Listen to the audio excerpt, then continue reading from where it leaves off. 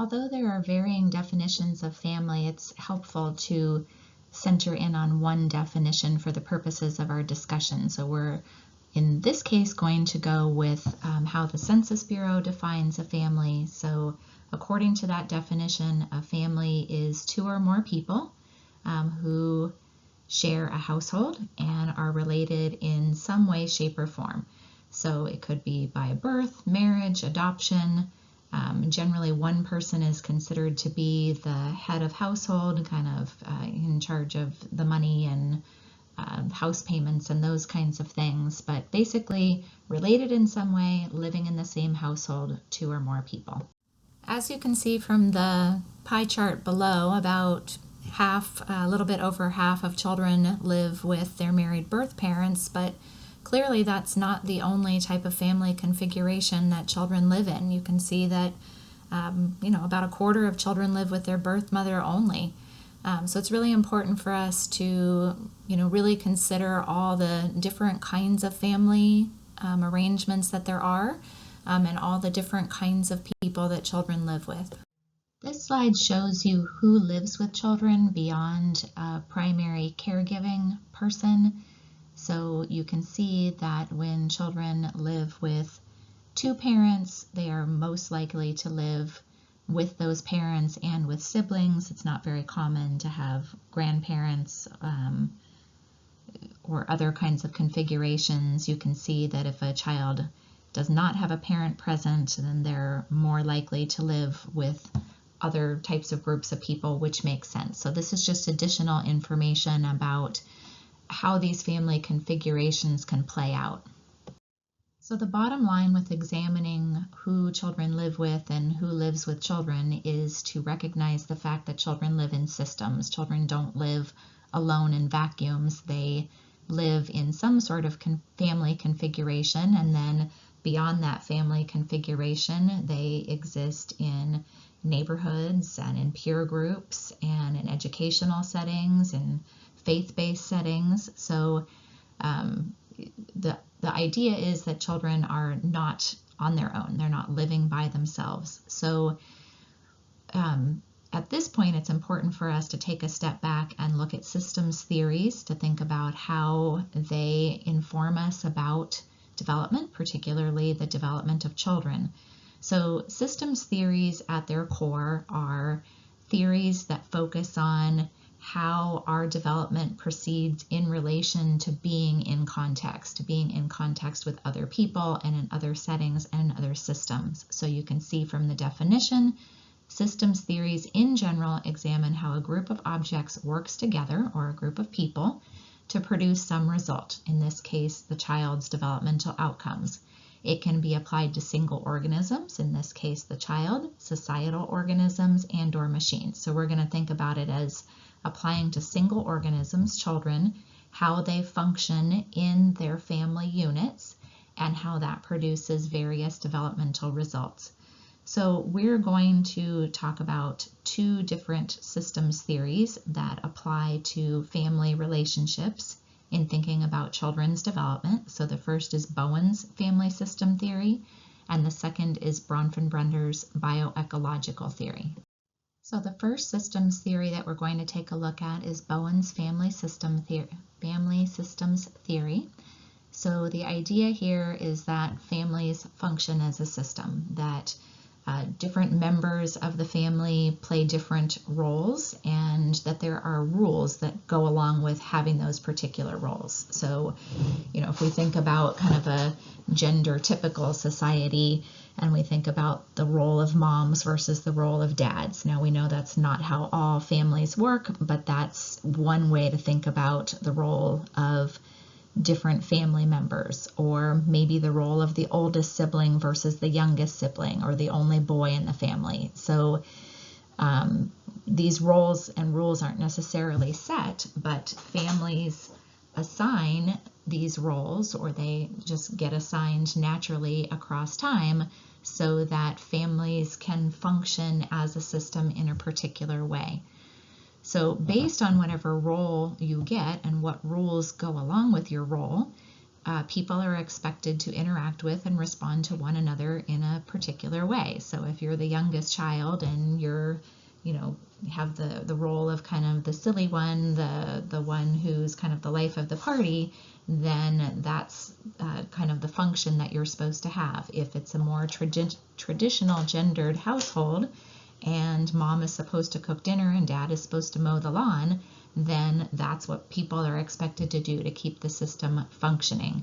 So patterns develop across time, and the way in which family members interact with each other impacts other family members in predictable ways. You just kind of have a system that evolves over time and hopefully works well. Sometimes these roles and rules don't work particularly well and families are kind of dysfunctional, but the hope is that the way that these structures are set up is advantageous and helps families to work better. So you can see that these behavioral patterns can either lead to balance or they can lead to dysfunction, and sometimes that shifts. Sometimes families are working well and sometimes families need to readjust.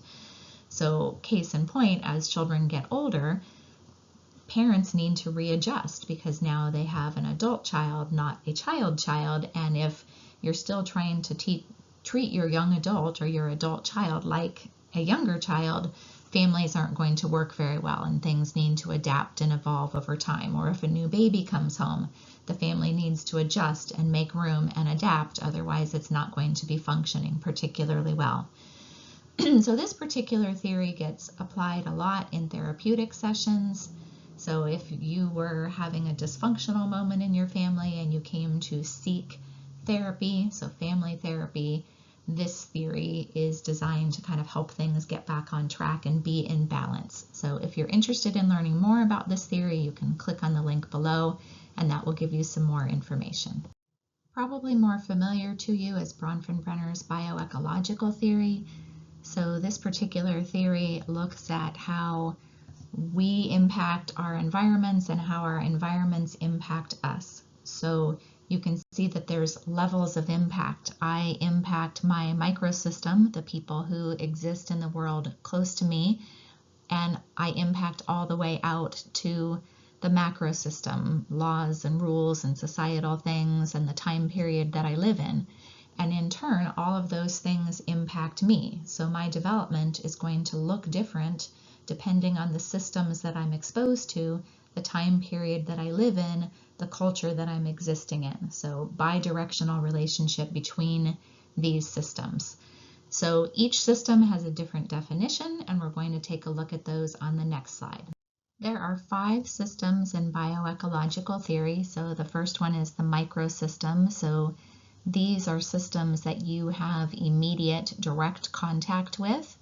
So when you're a baby, that immediate contact is probably whoever's caring for you. That could be your mother, your father, a grandparent, an older sibling, an adoptive parent, whoever is responsible for you. As we go across time, those microsystems change and add in our teachers and our peers and other people that we have direct contact with. The mesosystem is the connections between those different entities that you have contact with. So as you go off to school, is there a good relationship between your family caregivers and your teacher?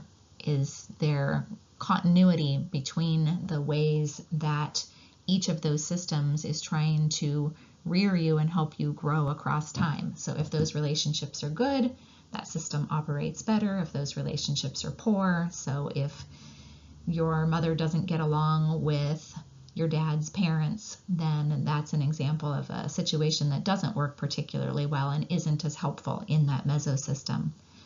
The exosystem refers to environments that have influence on you, but not directly.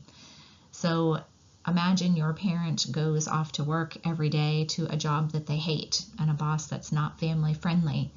You're not directly existing in that work environment, but those not family friendly policies are going to impact you because your parent is going to be stressed. They may not be able to spend as much time with you, versus if your parent works in a job that's fulfilling and happy and family friendly and allows that parent to be in a good place when they come home to you after work. So the macro system, this is things that also impact us, but definitely not directly. So this would be societal expectations and cultural values, laws. So, laws about seatbelts and child seats for cars. You didn't have any hand in creating those, but they certainly impact you as a child because you have to be restrained, you have to be in particular kinds of car seats. We have family leave policies in our country that aren't particularly generous. This impacts you even though you didn't create that law, because now your parent can't stay at home with you because they are in danger of not being able to get paid and they can't afford to stay home when you're teeny tiny because we don't have effective family leave policies. So it would be those kinds of things. And then finally, the chrono system this is the time dimension. So this is both the time period that you grow up in. So I'm a child of the 70s. We didn't have to wear seatbelts, which obviously now a child of the 2000s definitely has to be restrained in a car. Completely different rules and regulations just based on the time period that we grew up in. This is also the time dimension of how your self and your system changes across time. So as you get older, what is included in your systems changes. As you get older, your relationship with those different systems changes. So I was saying earlier that when you're a child, you're subject to responsibilities and regulations and rules that you won't necessarily be subjected to as you get older, as long as that system is dynamic and changes in the way that it's supposed to.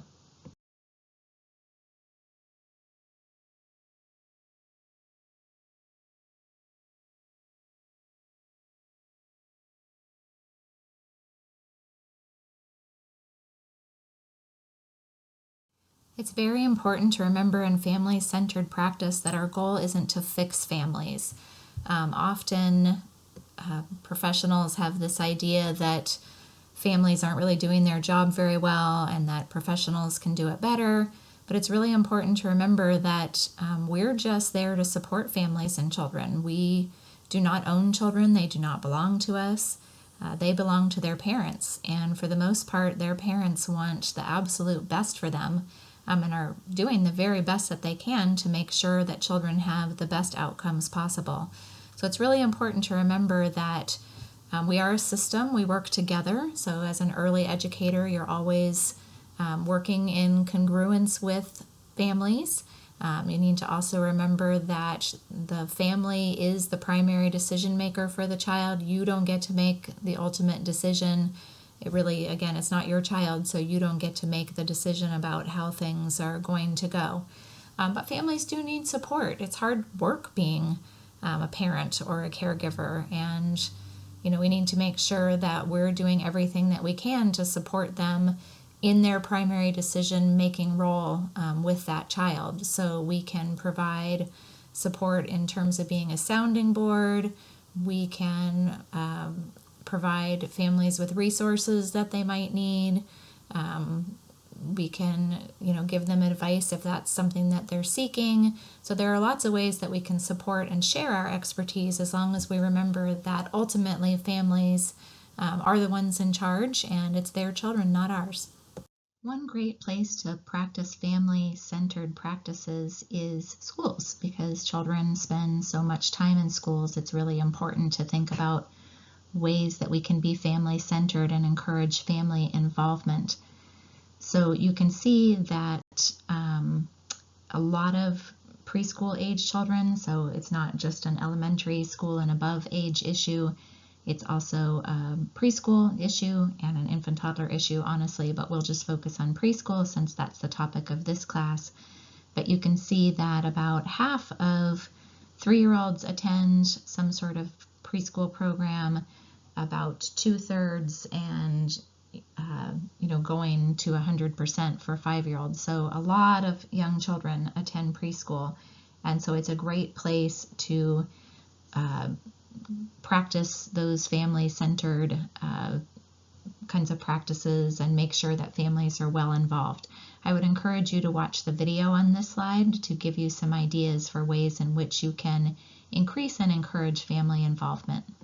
For more information about Joyce Epstein's levels of parent involvement, check out pages 49 through 51 in your text. There's both written description and a good graphic on page 51.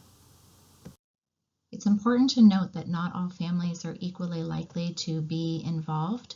So just because we want family involvement to happen and just because we have ways for families to be involved doesn't necessarily mean that all families will feel comfortable or all families will have the opportunity.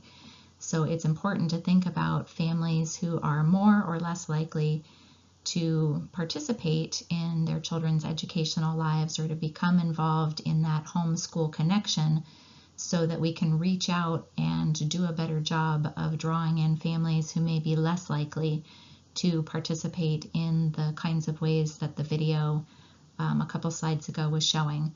So one, we do know that families who have a higher income, and so middle income, high income families are more likely to participate. Lower income families are less likely to participate because they have the kinds of jobs generally that don't allow them the opportunity to come and do things during a school day. So we have to think about things that we can do during outside hours, things that are more conducive to incorporating low-income working families. Women are more likely to participate than men are. So again, how can we draw men in? How can we make family involvement less gender specific? Married folks are more likely to participate than non-married folks, probably because married folks have two incomes and one person may be home or working less and has more time and opportunity to become involved than single parents who are often the only wage earners in the family and need to be at work rather than getting involved with these kinds of things. And then employment status, it would be parents or family members who are not employed who have more opportunities to be able to participate in these kinds of activities.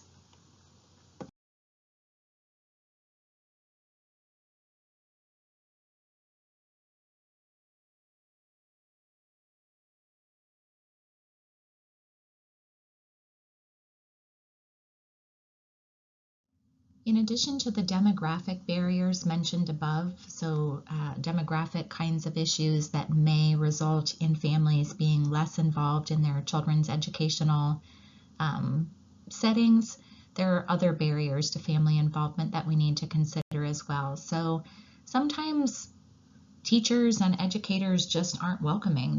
They don't have open door policies. They don't invite families in. They don't talk with them and make them feel welcome, and then families feel like intruders. So it's really important for us as educators to do everything we can to make families feel welcome in our space, because it is our space and families are coming there. So we need to make sure that families feel like it's their space also.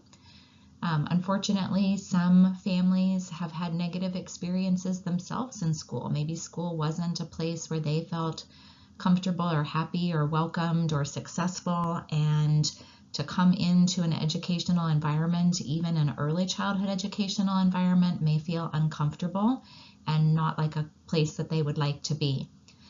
Sometimes we send messages that we don't trust families. So when we're thinking about family involvement, we are either wanting to save families or we're giving off vibes that we're better than them. We forget that we're partners with families and that families are the primary decision makers for their children. So it's really important for us to give off the message to families that we trust them, that we know they have their children's best interests at heart, that what they want for their children is more important often than what we want for their children, and we need to figure out how to work as partners, not as people who are trying to dictate to families. Also, too, child rearing is a very personal endeavor. So when you make a decision about something that you would like to do for your child and somebody questions it, it makes you feel bad and uncomfortable and like you're doing something wrong and that you're being judged. So it's really important, again, to work together with families and not make them feel uncomfortable or not make them feel like their decision process isn't important and valid. We also need to make sure that there is time for good communication. It's hard during drop-off and pickup because you're busy with other children, there's a lot going on, there's people coming in and out. So can you use apps? Can you use electronic means of communication? Can you put notes for families? Can you have family events where there's more opportunity to just relax and socialize and get to know each other? So really thinking how you can make communication better and more frequent and more authentic will be helpful in encouraging families to become involved as well. And then also doing our due diligence to understand diversity issues and really get to know families and their cultural values, the context that they live in, because a decision that a family makes that may seem unusual to us may be perfectly usual in that cultural context or within the family environment that that child lives in. So it's really important for us to get to know families one-on-one as much as we can so that we can be respectful of the decisions that they make for their children and their families.